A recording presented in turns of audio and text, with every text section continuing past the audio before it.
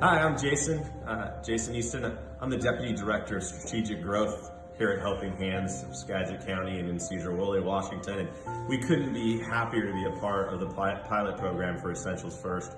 It is a core issue for us to help people, but not just feed them, but help them throughout this challenge that they're going through in their life. And we wouldn't be able to do it without great partners like you all.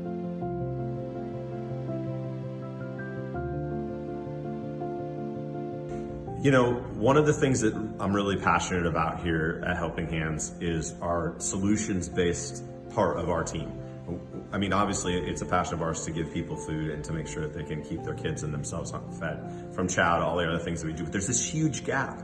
Anything with sales tax on it that you need to live in your life falls between WIC and women and infants being fed, and over here it falls between SNAP. And that middle ground is where the donors who have made this opportunity with Essential First a possibility that is just, it's blowing our minds. The responses can be 125, 150 cars.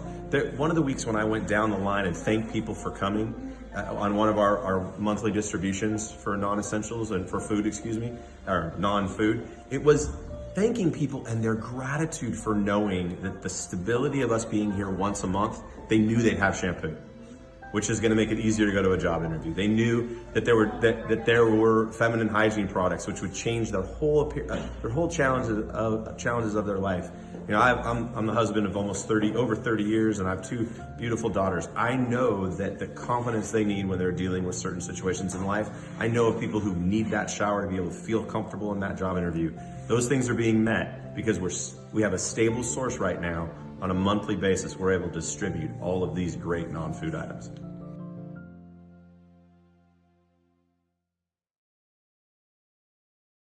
There's an assumption out there that food banks have been providing these non-food essential items like shampoo and soap and laundry soap, not just hand soap, for years. But the actual story is that going back even as far as the Great Depression, people were really focused on keeping people fed. And there's definitely a priority of keeping people fed and keeping children fed. But the gap between being able to help people has kind of had this donut hole in the middle when it comes to essential items. And here at Helping Hands, we're really focused on solutions, not just feeding people. It's no slight to feeding people, but remember, without Essentials First and the way in which we receive their items, we couldn't be consistent enough to actually help people. We've had inconsistently over the years items that are here, 6 of this, 3 cases of that. But now people count on that once a month visit here to Helping Hands. And when they're in their cars expecting to pull up and getting ready to pull up, they know they're gonna receive things that are consistent. And those make it easier for them to shop. So if you're not buying shampoo and you have a dog, it's a lot easier to buy dog food when you know you're gonna get shampoo here at Helping Hands because of Essentials First on our distribution days.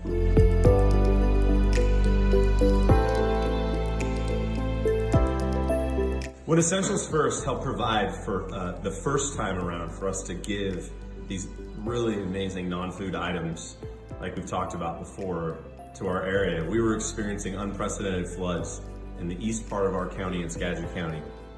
And along with Whatcom County, these required some really big changes in how we could distribute food and non-food in a quick way. And Essentials First actually sent us 500 bags that were already pre-packed with a number of the items we've talked about before. And now going forward, having these for us to pack things that come in bulk from Essentials First and get them to some of our folks that we work with, our clients, they're in situations where they're not getting out of their cars or we're delivering it to their homes.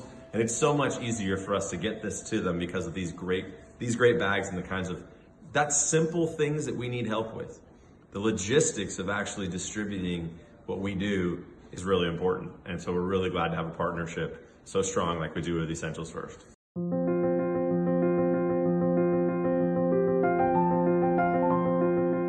So one of the challenges that you face when you're in this amazing, industry, but this sort of way in which we help other people is that connection between donors and what we're giving away. And there's that category, what's called major donors. And that can mean a lot of different things to a lot of different people when it comes to what a major donation is. But here's one thing to remember. This isn't about lowering one donation so that you can raise up the donation that you may give for the first time to essentials and the things that have to do with us. This is about looking at an opportunity to keep a continuous moment flowing forward of momentum to help people find solutions away from hunger and solutions away from the issues that are keeping them unstable. I mean, and that makes a big difference whether you're one of our major donors like PSE. They want people to pay their power bills, which means they want to put people in positions where they can have jobs.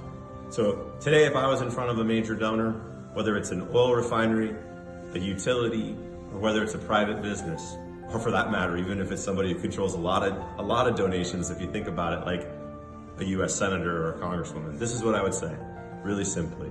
If you fill this gap, if you step up and help fill this gap, you're getting closer to what you want. It's not rinse, wash, and repeat.